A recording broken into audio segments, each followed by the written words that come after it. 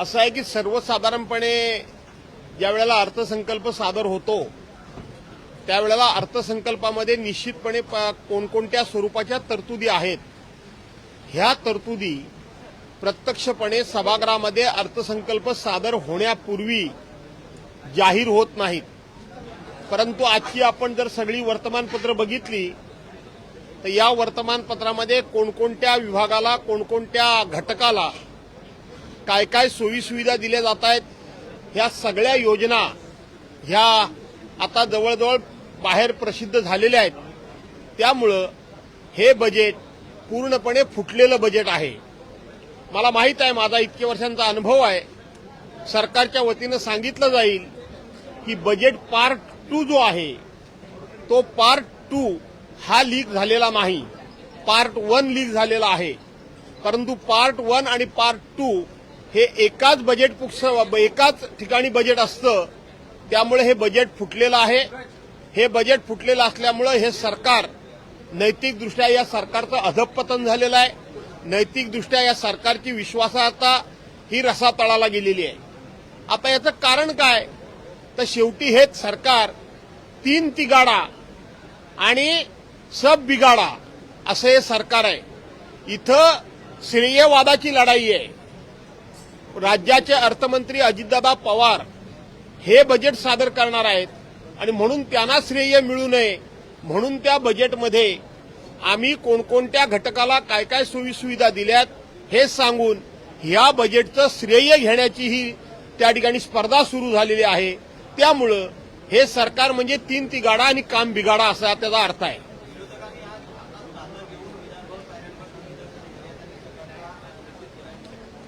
नाही, निश्चितपणे कालच संसदीय कार्यमंत्री चंद्रकांतदादा पाटील यांनी सर्वांना चॉकलेट वाटलं, त्याच्या बातम्या आपण केल्यात।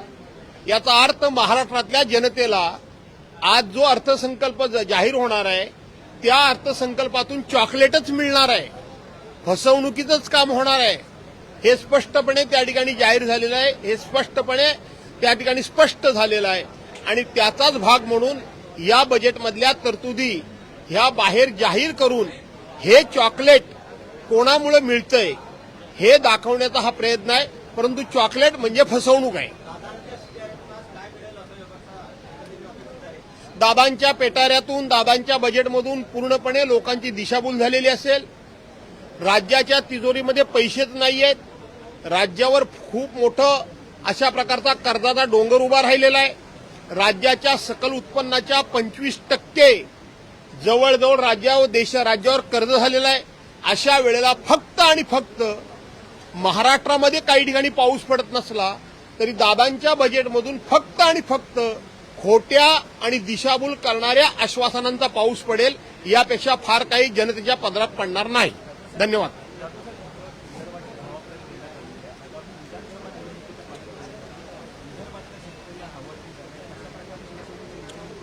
मला पूर्व विदर्भाची जबाबदारी माझ्या पक्षाने दिलेली आहे।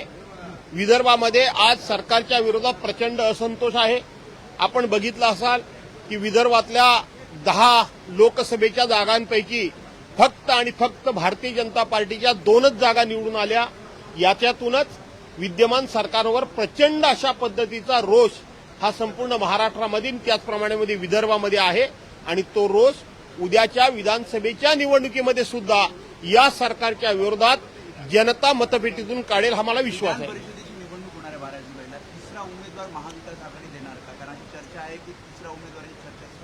असं आहे की 12 जुलैला विधानसभा परिषदेच्या 11 जागांची निवड होणारच आहे।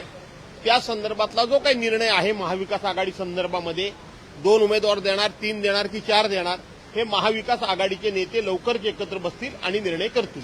धन्यवाद।